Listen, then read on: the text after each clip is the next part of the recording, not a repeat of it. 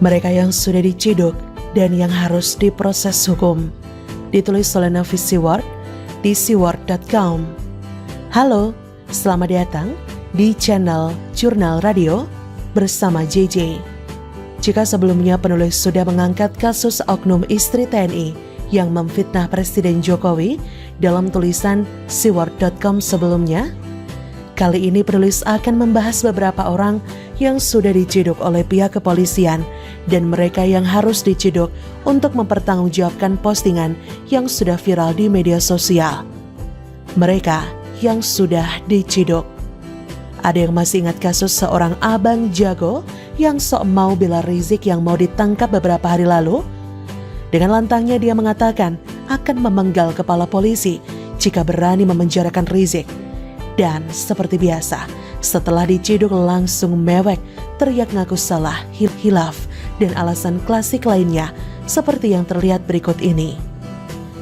Ada juga emak jago yang dengan lantangnya mengatakan polisi dajal karena mengejar Rizik dan menembak 6 laskar FPI yang katanya tak berdosa menurut versi emak jago ini. Tapi setelah videonya viral, emak jago ini malah membuat banyak alasan gak jelas terkait video pembelaannya terhadap Rizik. Berikut adalah video detik-detik emak jago tersebut diciduk di rumahnya. Dan akhirnya emak jago ini pun mewek juga, mohon ampun, setelah diciduk oleh kepolisian. Ada juga bapak jago yang begitu mudahnya sok omong ngalor ngidol sambil bawa isu PKI untuk membela Rizik. Tapi akhirnya ya sudah kelihatan SOP-nya. Keluar-keluar di awal, lalu ujungnya minta maaf, ngaku kilaf, lalu pakai materai. Selesai? Basi. Yang terakhir, masih ingatkah seorang emak jago lainnya yang membuat video caci maki kepada Presiden Jokowi dan Ibu Megawati? Meskipun menurut informasi pihak kepolisian jika video tersebut dibuat tahun 2019 lalu, tapi viral lagi saat ini, akhirnya emak jago tersebut sudah diciduk oleh kepolisian juga.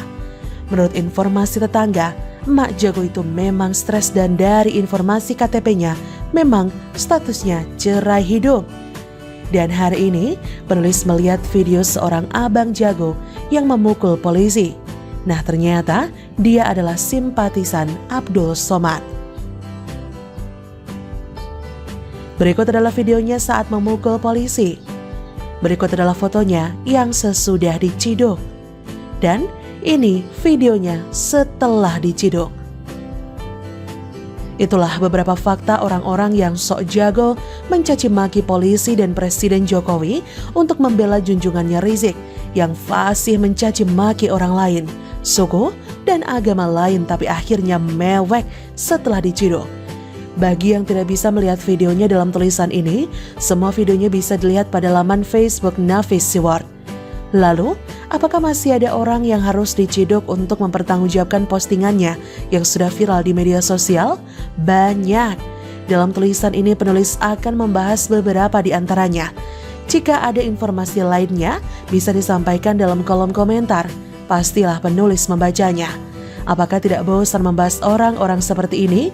Kita tidak pernah bosan untuk menulis orang-orang seperti itu karena apa yang mereka lakukan itu berbahaya bagi Indonesia yang kita cintai ini. Siapapun yang bersalah akan kita up untuk diproses secara hukum. Sudah saatnya mereka diciduk karena kita sudah bosan dengan SOP mereka yang sok keluar-keluar di awal tapi mewek di akhir. Berikut adalah beberapa orang yang perlu diproses secara hukum. Di antaranya Zoraya Febriana. Dia bukan orang terkenal, hanya seorang simpatisan Rizik FPI. Tapi apa yang dia katakan dalam postingannya sangat berbahaya bagi NKRI tercinta. Begitu mudahnya seorang oknum tim leader Indomaret Salatiga ini memfitnah agama lain, membiayai pihak kepolisian dan TNI untuk menyerang umat Islam. Silakan perhatikan postingan ujaran kebencian bernada sara yang dilakukannya berikut ini. Sungguh mengerikan bukan? Seorang simpatisan Rizik yang begitu mudahnya mengadu domba antar umat beragama di Indonesia. Dan setelah postingannya viral, dia lalu membuat akunnya menjadi privat. Tanya kenapa? Takut karena postingannya sudah viral? Percuma akunnya di privat, toh jejak digitalnya sudah viral di media sosial. Dia adalah oknum tim leader di salah satu supermarket di Salatiga. Dan orang seperti ini tak boleh dimaafkan dengan selembar materai karena yang dilakukannya adalah sebuah postingan provokasi bernada sara dan dia harus diproses secara hukum. Sri Rahayu, ini juga adalah salah satu jenis orang yang posting dulu baru mikir kemudian. Begitu mudahnya dia membuat postingan provokasi untuk menolak vaksin karena katanya itu adalah cara membunuh rakyat Indonesia.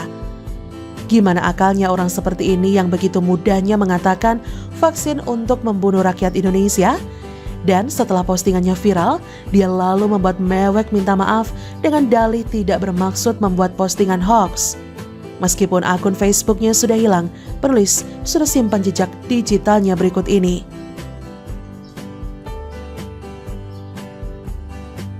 Miris ya, ternyata hijabnya tidak bisa menutup kebusukan mulutnya. Semoga orang-orang yang perlu disebutkan di atas bisa segera diciduk dan diproses secara hukum.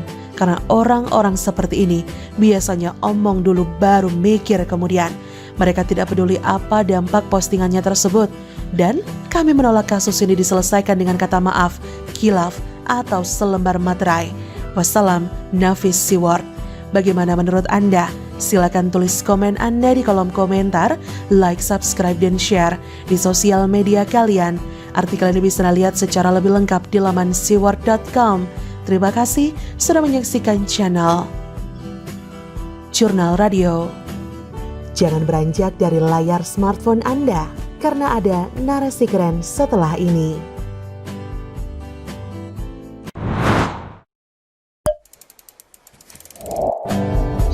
Waspadai para pengantin di demo FPI 1812. Ditulis oleh Morasi Fudan di siward.com. Halo, dengar kembali suara JJ di channel Jurnal Radio. Teroris di Indonesia menggunakan istilah pengantin untuk calon pelaku bom bunuh diri. Mereka adalah orang-orang yang siap mati demi menyelesaikan misi bodoh. Membunuh sebanyak mungkin orang dalam aksi bom bunuh diri untuk menciptakan keresahan, ketakutan, dan kehancuran mental lawan.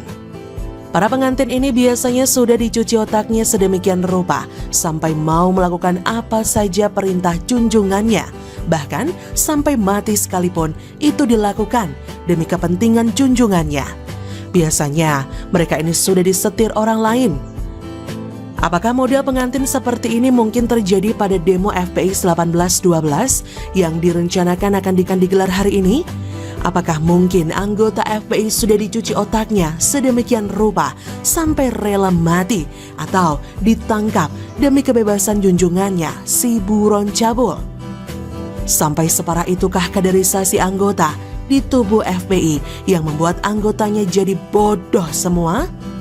Sejak si buron cabul dipanggil kepolisian, sudah muncul beberapa peristiwa yang meresahkan masyarakat.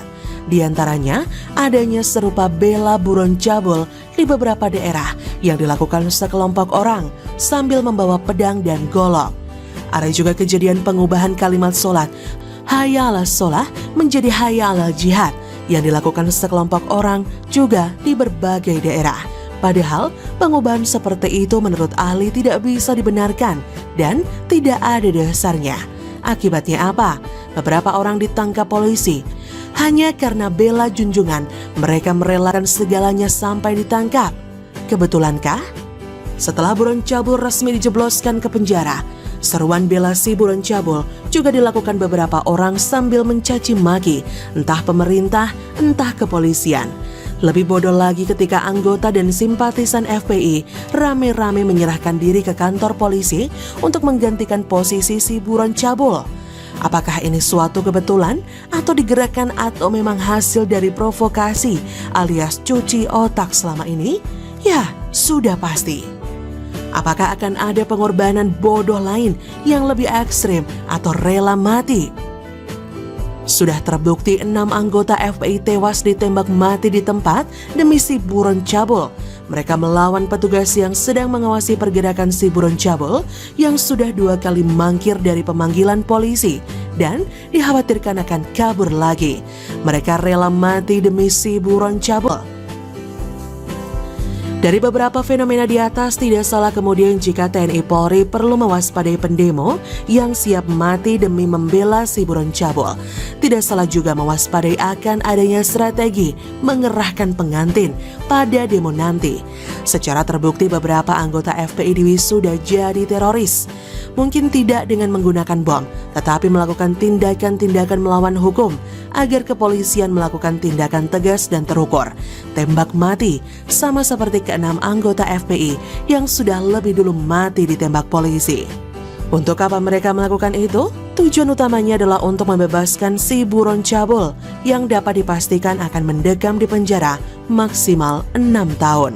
Mereka akan mengorbankan beberapa anggota, bisa jadi 10, 20, 30, atau 100 demi memancing masyarakat dan dunia internasional. Citra pemerintahan khususnya kepolisian akan jatuh dan mudah ditekan. Dari situ mereka akan menekan kepolisian untuk membebaskan si buron cabul. Mereka akan menyerukan adanya pelanggaran HAM, polisi membunuh para demonstran, pemerintah melakukan kejahatan HAM, pemerintah otoriter dan juga kejam, dengan harapan menarik simpati masyarakat dan juga dunia. Tampaknya memang langkah tersebut adalah strategi bodoh dan tidak masuk akal. Ya, karena memang kalau tidak gunakan strategi bodoh, bukan mereka namanya. Dan jangan salah, meledakan diri sendiri itu juga tindakan bodoh dan tidak masuk akal untuk manusia waras. Tapi mulia bagi teroris yang ditembak mati 6 orang itu saja mereka sebut sebagai syuhada. Sementara bagi kita mereka itu adalah penjahat yang melawan penegak hukum. Maka kepolisian perlu mengantisipasi. Antisipasi bukan soal jangan sampai ada korban, melainkan terutama mengumpulkan bukti. Video sangat direkomendasikan yang menunjukkan tindakan mereka tegas dan juga terukur. Jika harus menembak mati di tempat pun, polisi harus punya alasan yang tepat, benar secara hukum, dan dapat dipertanggungjawabkan.